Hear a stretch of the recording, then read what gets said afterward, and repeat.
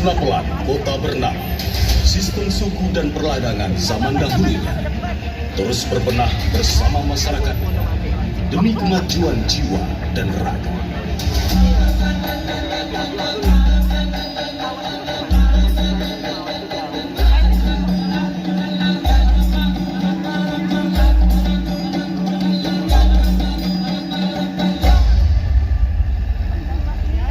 Adalah sebuah perkampungan bernama Palas. Semakin hari semakin berkembang, perekonomian semakin gemilang. Dahulunya, perkampungan ini merupakan perladangan yang dipimpin oleh seorang batin. Keberhasilan ini sempat membuat iri kampung sebelahnya. Walaupun pada akhirnya, berbagai upaya yang dilakukan untuk menaklukkan kampung Palas gagal.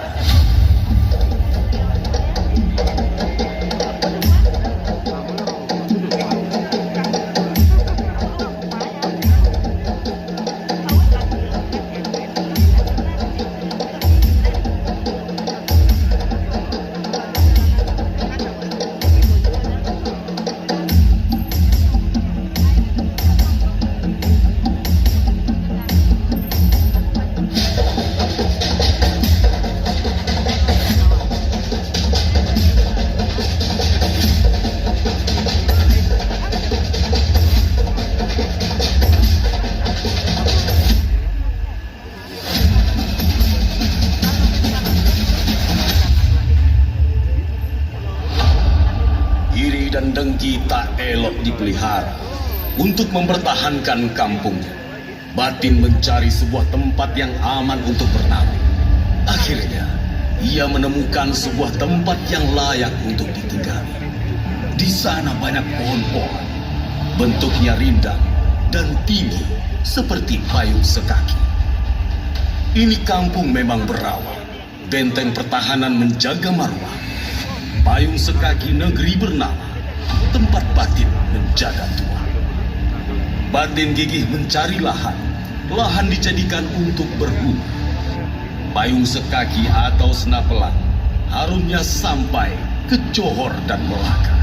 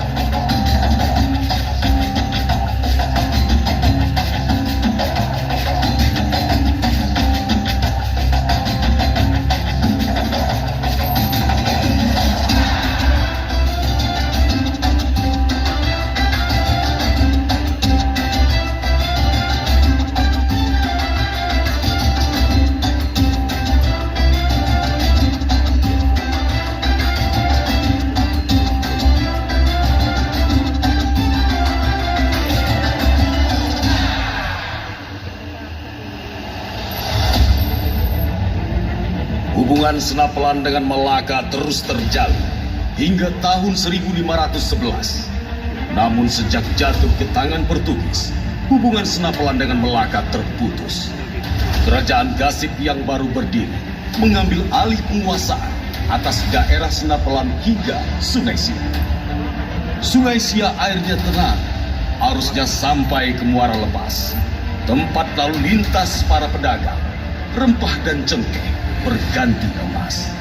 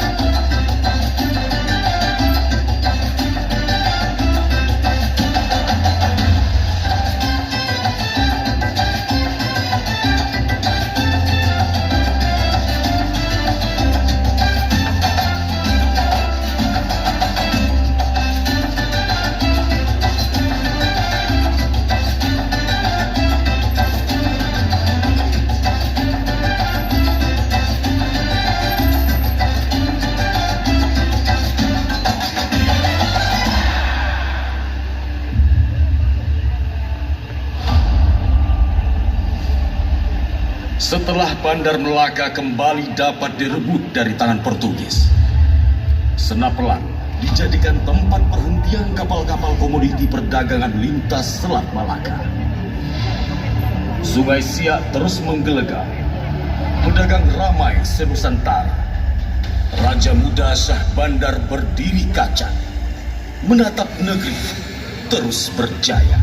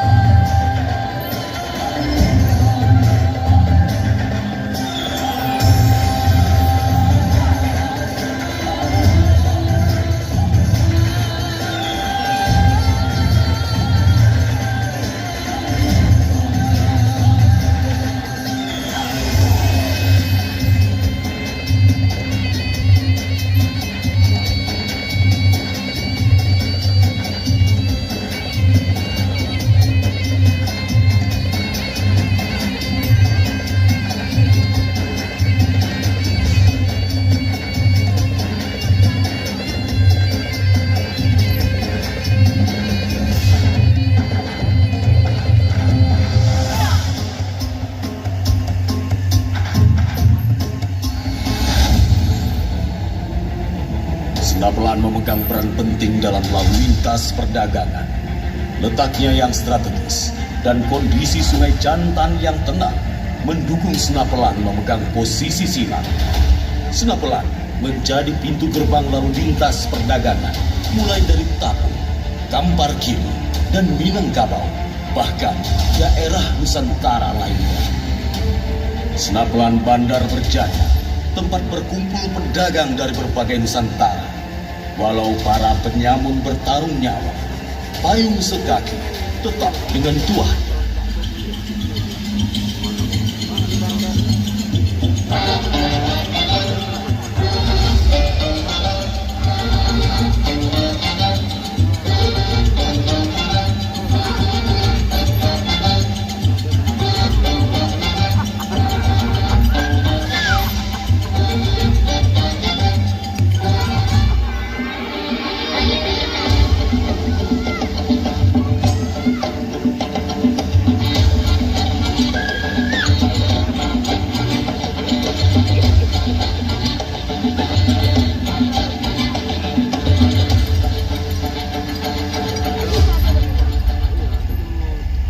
Politik adu domba Belanda.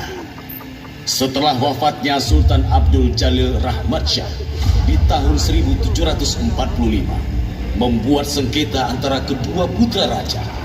Akibatnya, Raja Alam menyingkir ke Johor dan Raja Buang Asmara dinobatkan menjadi Sultan dengan gelar Sultan Muhammad Abdul Jalil Muzaffar Shah, yang kemudian mengalahkan Belanda atas monopoli yang diberlakukannya di Sungai Siak. Belanda membujuk Raja Alam menggempur Sultan Muhammad, sehingga terjadilah pertempuran antara Laskar Siak melawan kekuatan gabungan Belanda dan Raja Alam. Laskar Siak pun terdesak dan kedudukan Sultan direbut pada tanggal 26 Juni 1761.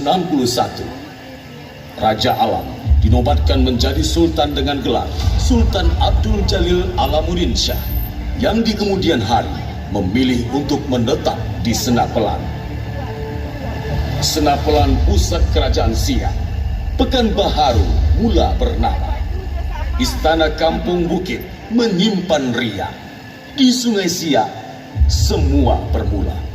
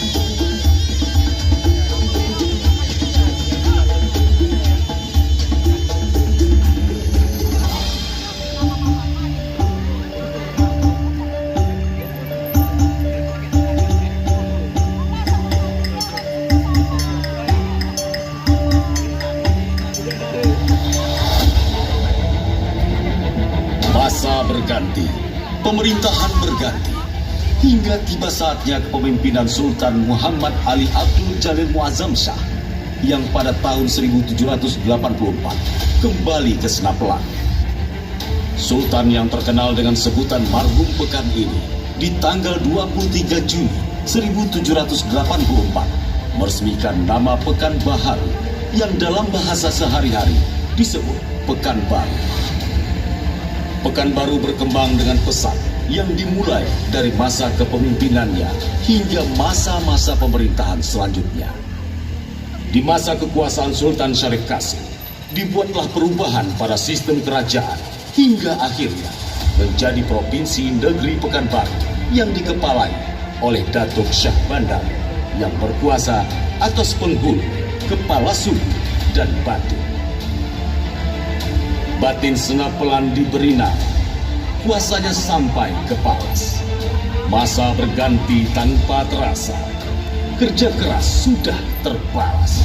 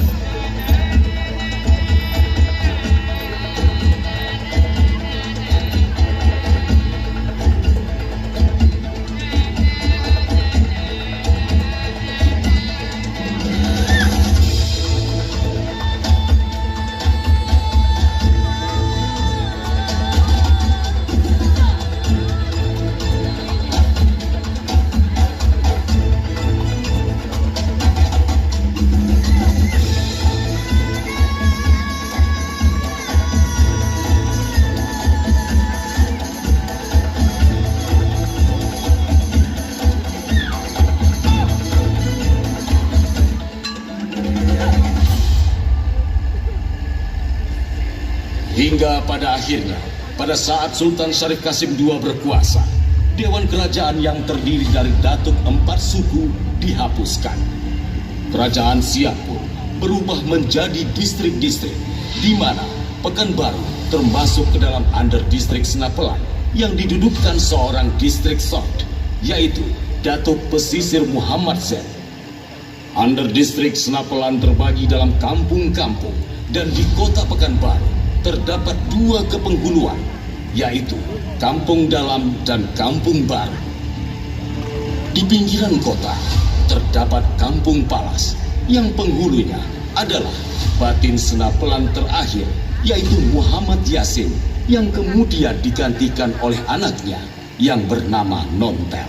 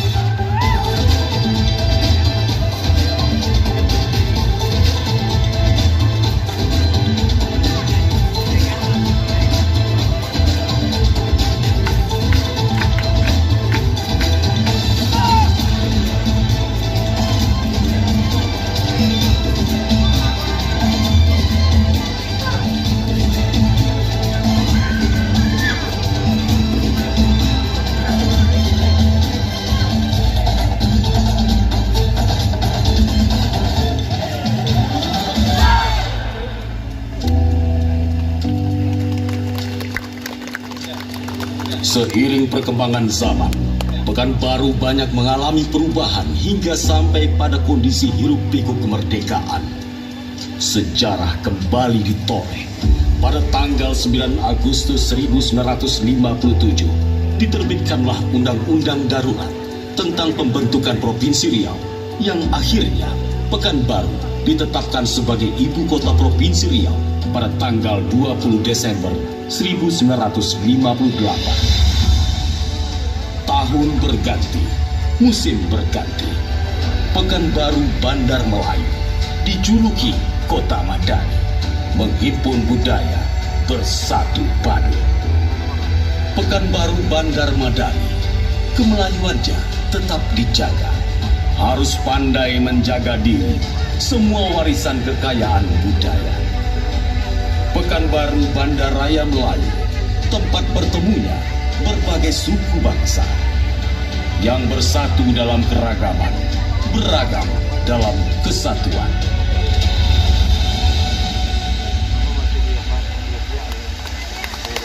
Bapak Ibu hadirin yang berbahagia, Pekanbaru kini adalah sebuah bandaraya Melayu, sebuah kota besar yang terus berkembang selaras dengan pesatnya pertumbuhan ekonomi, iklim investasi kondusif, dan cita-cita akan ekosistem industri kreatif yang semakin bertumbuh.